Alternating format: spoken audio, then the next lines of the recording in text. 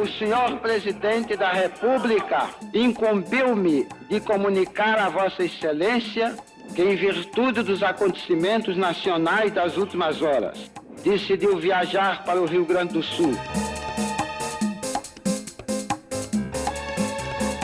Não podemos permitir que o Brasil fique sem governo abandonado. Assim sendo, declaro vaga a presidência da República. Aí veio uma voz. A partir deste instante, a Rádio Nacional passa a fazer parte da cadeia da legalidade.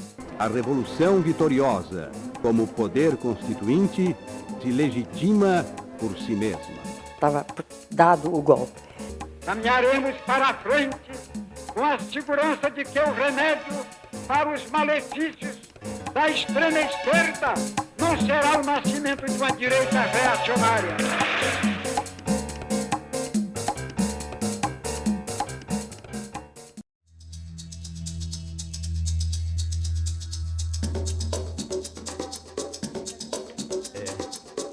Eu faço a faculdade de filosofia e na faculdade de filosofia eu sou presidente do centro acadêmico. E me entrosava com as instâncias nacionais da União Nacional dos Estudantes.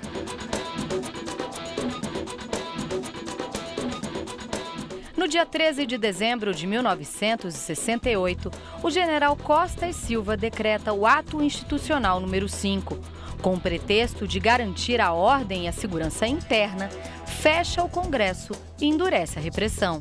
A decisão está tomada e é proposta ao Conselho de Segurança Nacional para a ampla discussão, para a ampla opinião de cada um, porque eu não desprezo o Conselho de Segurança Nacional. Após ter ouvido os membros do Conselho de Segurança Nacional, resolveu baixar um ato institucional que tem como finalidade fundamental preservar a Revolução de Março de 1964.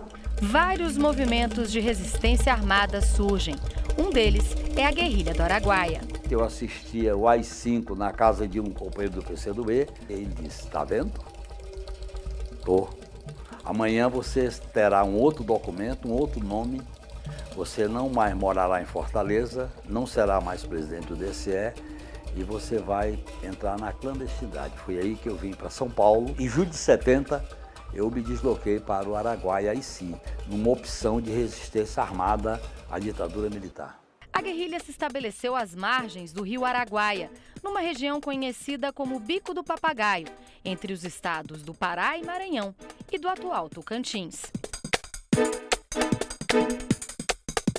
Foi uma operação monstruosa, chegaram a colocar de 15 a 20 mil militares lá. A região foi totalmente ocupada, ao todo éramos 70 companheiros na guerrilha, companheiros e companheiras. A maioria dos companheiros morreram, até hoje, só 2 companheiros que morreram foram localizados. Vim para Brasília no dia 21 de abril de 72, com um capuz na cara, no setor militar urbano. Fiquei no pique durante 9 meses incomunicável. E aí eu vim para São Paulo. Em São Paulo eu passei por todos os presídios aqui e terminei em Fortaleza, completando os 5 anos de prisão política. Isso aqui a gente fazia também de lá, ó. Que nossa amizade, forjada em condições adversas e fruto da luta do povo pela liberdade e independência, se fortaleça e crie raízes sólidas para que um dia possamos todos nós encontrar em nossa pátria livre. A memória é libertadora e é revolucionária, porque a memória está vinculada ao presente e futuro. O passado não passa quando ele é esquecido. Nós tivemos uma transição por cima que não aflorou tudo que tinha acontecido naquele período. Não é por acaso que parece que a história se repete de forma trágica. Vem o 8 de janeiro. E o 8 de janeiro é uma intentona golpista que tenta fazer a ponte, a ligação com aquilo que não foi resolvido dos anos 70 para os anos 80. Ângela Mendes também participou da resistência. Foi da Organização Revolucionária Marxista Política Operária, a POLOP. Numa das reuniões da organização, conheceu o jornalista Luiz Eduardo Merlino. Eu conheci ele me conheceu, nós nos olhamos e nos apaixonamos. Com o AI-5 e o aumento da repressão, Ângela e Luiz ganharam novos nomes. Ele passou a ser chamado de Nicolau e ela, Thaís. No fim de 1970, o casal viaja para a França para um estágio com a Quarta Internacional, uma organização socialista. E daí aconteceu que nos últimos dias antes dele voltar, várias pessoas tinham sido presas, sido torturadas. Nessas últimas prisões acabou uma pessoa sendo torturada e que sabia o nome dele. Ângela ficou na França. Poucos dias depois de Merlino chegar ao Brasil, em 1971, ele é preso. Foi imediatamente levado para o DOI-CODE. Dizem que foi torturado por 24 horas e a perna começou a gangrenar e acabou falecendo. Foi um dos momentos mais terríveis da minha vida. Luiz Eduardo Merlino tinha apenas 23 anos, Ângela 32. Até hoje, ela e a família dele lutam na justiça para que o Estado brasileiro e o Coronel Ustra sejam responsabilizados pela morte do jornalista. Apesar de toda a dificuldade, Ângela afirma que não desiste da luta pela memória do companheiro. Essa luta não vai morrer comigo, ela continua. E continua por todos os outros mortos e desaparecidos de quem não se conhece. O filho da senhora chama Nicolau por uma homenagem? Uma homenagem ao Merlino. Para Ângela, que dedicou boa parte da vida na luta contra o autoritarismo, os protestos que aconteceram em São Paulo no último dia 25 de fevereiro são reflexo dessa não prestação de contas com o passado. Manifestações que ganharam força em 2018 e que tomaram conta da porta dos quartéis em 2022, com faixas que pediam intervenção militar. Esse monstro dormente, ele sempre esteve aí. É a extrema-direita, aquela que defende a tortura, as execuções sumárias dos pobres e dos pretos e outras violações dos direitos humanos, eles estiveram sempre aí. Bairro do Bom Retiro, centro de São Paulo. Do antigo presídio Tiradentes, por onde passaram centenas de presos políticos, sobrou apenas um portal. Existia uma placa dizendo que aqui era o presídio Tiradentes e fazia uma referência ao tombamento, mas essa placa, por ser de metal, acabou sendo furtada e nunca foi substituída essa placa, né?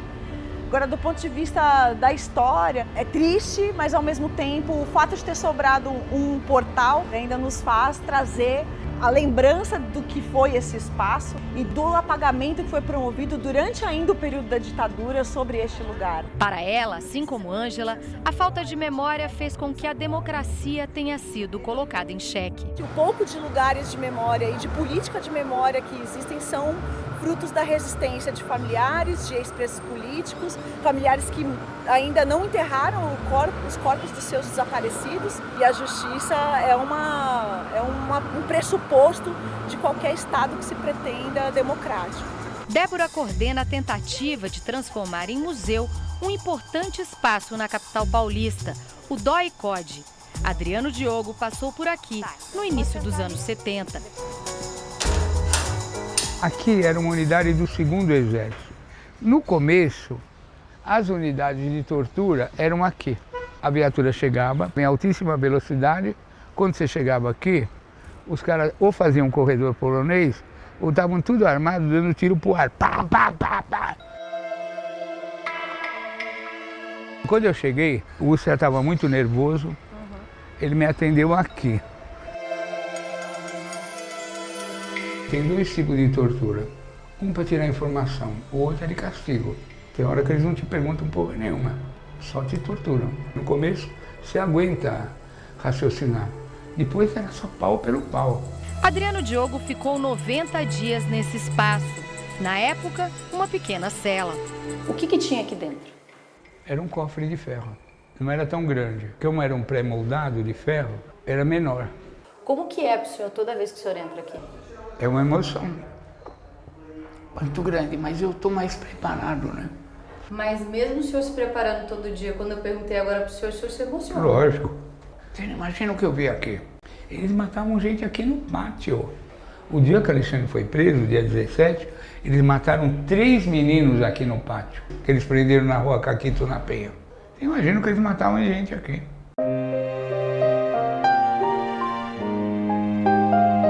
Bem-vindo à Casa do Terror.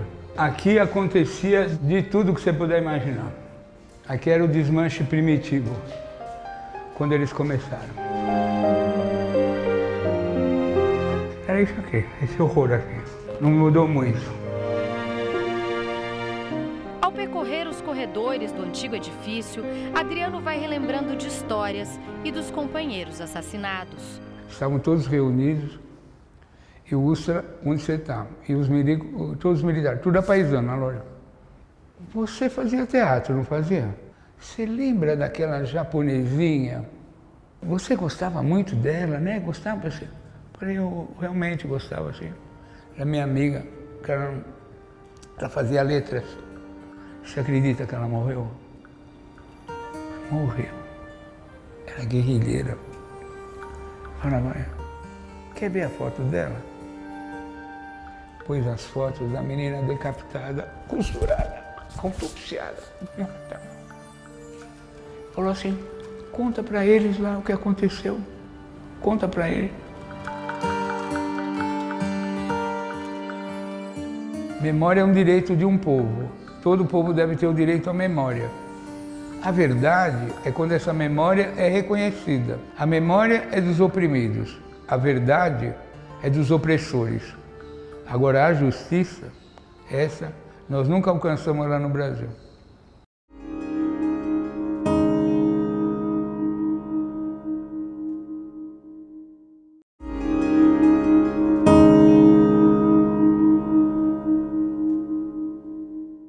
Que as estrelas te iluminem, que a vida te seja leve, que tua mesa seja farta, que tuas dores sejam breves.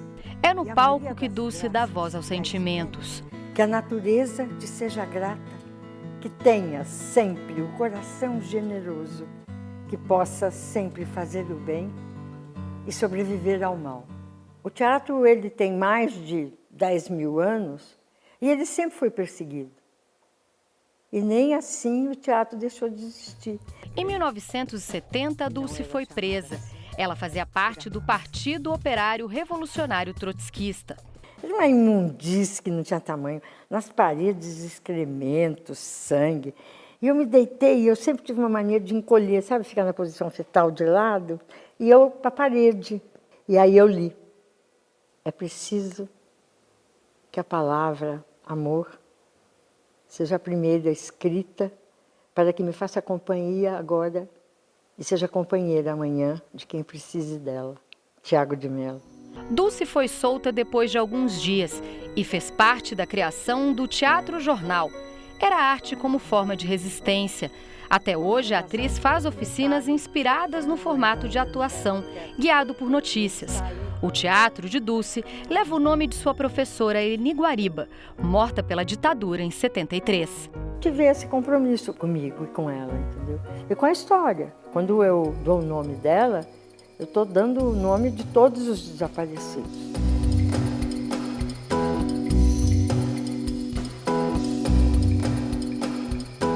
As celas que trancaram Dulce e outros presos políticos no Departamento de Ordem Política e Social agora se abrem para mostrar esse passado de repressão. A sede do DOPS de São Paulo se tornou um dos mais importantes memoriais do Brasil. Muitas ex-presas e ex-presos falam desse pacto do silêncio, que é um pacto da tortura, é um pacto daquilo que não é dito, é um pacto da violência. Então, na hora que a gente cala essas violências, a gente não consegue superar. Então, a noção de memória, justiça e verdade é também uma noção de reparação. E essa reparação, ela nunca é individual, ainda que seja um indivíduo, mas a gente tem que entender que ela foi feita num contexto da sociedade. Segundo dados da Secretaria Especial de Direitos Humanos, pelo menos 50 mil pessoas foram presas nos primeiros meses da ditadura militar. 20 mil passaram por torturas. Quando um familiar de um morto, um desaparecido político, demanda que o Estado reconheça a morte, reconheça que aquele corpo desapareceu, não é só uma demanda individual, é uma demanda da sociedade para que a gente tenha um país realmente democrático, né? A repressão foi estruturada e se espalhou pelo Brasil. O Rio Grande do Sul recebeu dezenas de instalações. 39 locais já foram documentados. Desde o presidente da República, ministros, senadores, deputados, militares, foram para o Uruguai. Cerca de 5 mil brasileiros foram para o Uruguai. E se montou aqui um aparato repressivo para cuidar, para fazer essa vigilância da movimentação na fronteira. O Movimento de Justiça e Direitos Humanos tenta dar visibilidade a esses espaços. Em Porto Alegre foram instaladas 9 placas, chamando a atenção do público. Nós, que somos uma organização privada, é que estamos fazendo aquilo que o Estado deveria fazer. Como não faz, nós fizemos, provocamos, com todas essas dificuldades. Brasil, Bolívia, Argentina, Uruguai. Países que enfrentaram ditaduras e que cada um, a seu modo, presta contas desse passado. O Museu da Memória e dos Direitos Humanos em Santiago, no Chile, é uma referência no continente. Aquellos que serão perseguidos, porque em nosso país o fascismo já estuvo há muitas horas presente em los atentados terroristas. O objetivo principal é dar visibilidade e dignidade às vítimas e a seus familiares, não apenas aos que foram executados e são desaparecidos, por exemplo, mas também a todos que lutaram, que resistiram, e dar visibilidade em maior medida a essas vidas que foram tão difíceis durante esse período, e também para que as novas gerações conheçam, para que nunca mais algo assim aconteça. Um mapa interativo mostra os mais de 190 memoriais existentes no Chile. Nossas 2 ditaduras, no Chile e no Brasil, foram parte da Operação Condor, assim como aconteceu em outros países, como Uruguai, Paraguai e Argentina. Nessas ditaduras de direita, militares atuaram em conjunto. Eu acho importante que hoje, como sociedades democráticas, trabalhemos juntos também para mostrar a importância da democracia em nossos países e em todos os países.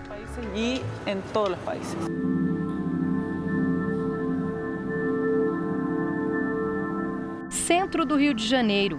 Parte da história da ditadura passa por essas ruas, em especial num restaurante frequentado pelos estudantes secundaristas, que ficou conhecido como Calabouço. Esse é março de 68, então é o grande início desse ano, né, com o assassinato do Edson Luiz e culmina em dezembro com a edição do AI-5. É um ano de muito enfrentamento estudantil com a ditadura, é um ano dos grandes protestos, da passeata dos 100 mil, a missa de 7º dia do Edson Luiz, que é da Candelária. A imagem do corpo do Edson Luiz é uma das imagens mais simbólicas da ditadura. Muita gente reconhece aquele corpo morto, a autópsia vai ser feita na própria Assembleia, na presença dos estudantes, com medo que o corpo fosse apoderado pela repressão e se contasse a partir daquele corpo uma outra história.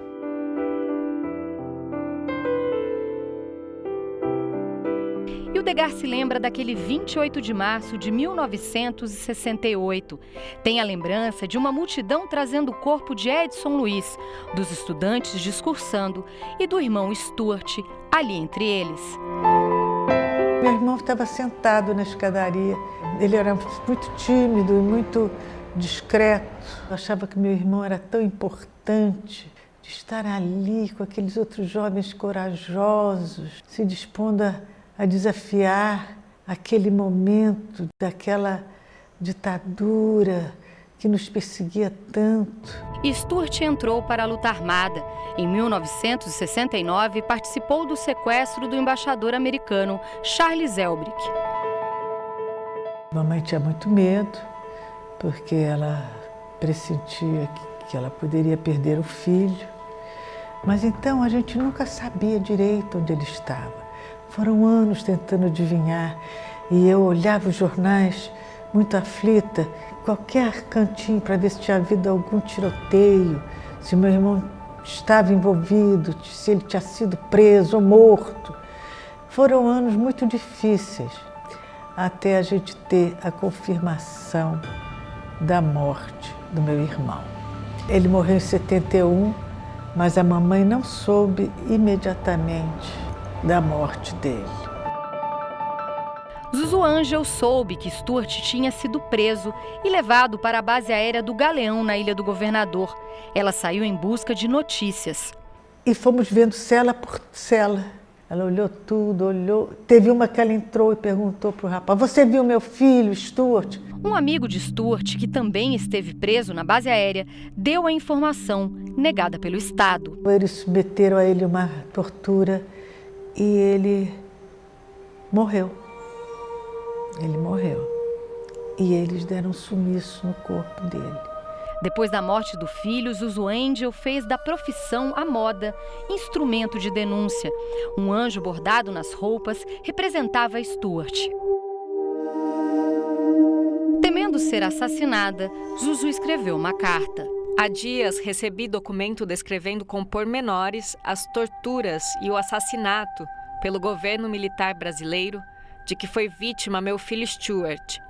Se algo vier a acontecer comigo, se eu aparecer morta por acidente, assalto ou outro qualquer meio, terá sido obra dos mesmos assassinos do meu amado filho.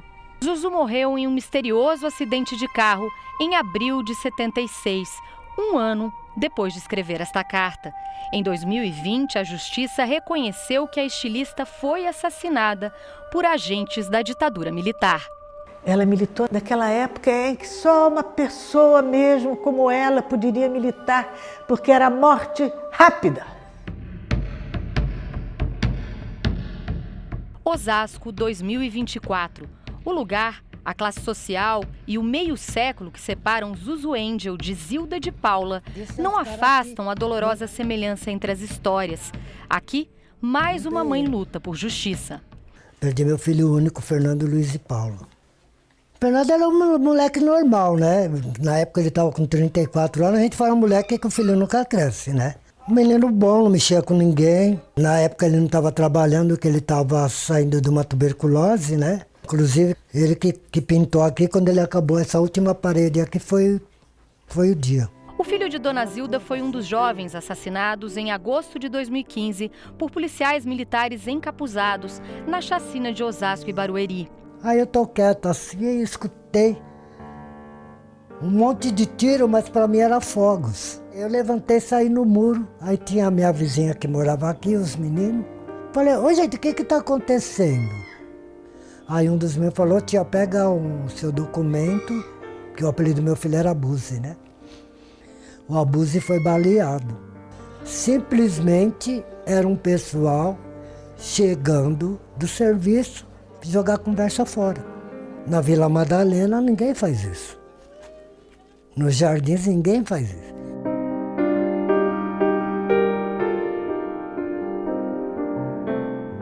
É só a gente pegar, por exemplo, a violência policial, ou a estrutura de segurança pública, ou a mesma mentalidade das Forças Armadas no Brasil. A gente vê que ainda é muito caudatária, muito herdeira do que foi a ditadura e desses valores autoritários.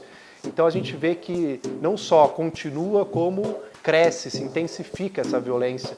E isso justamente por conta, né, entre outros fatores, da falta de uma justiça de transição que consiga acabar com esse passaporte de impunidade em relação aos crimes do passado e do presente. Não tem como a gente encerrar esse capítulo se a gente não chamar a responsabilidade a quem deve responsabilidade pelo que aconteceu no Brasil, que não se tratou apenas de prisões ilegais ou de desaparecimentos forçados, como permanece até hoje, mas a nossa política de segurança pública ainda é baseada na mesma: tratar o cidadão como um inimigo interno, desaparecer com corpos, tratar as organizações internacionais de defesa de direitos humanos com desdém e tratar a população hierarquizando o valor da sociedade. né, de acordo com o seu CEP, de acordo com a cor da pele. Vou usar um termo muito brasileiro, não dá nada. Pode fazer, não dá nada. Porque não dá nada mesmo. A tortura ainda é usada, mas não só nas polícias, mas nos presídios também. E tudo isso é uma herança que nós não conseguimos nos livrar. Por quê? Porque não ficou impune. A nossa tragédia brasileira é essa. Não resolvemos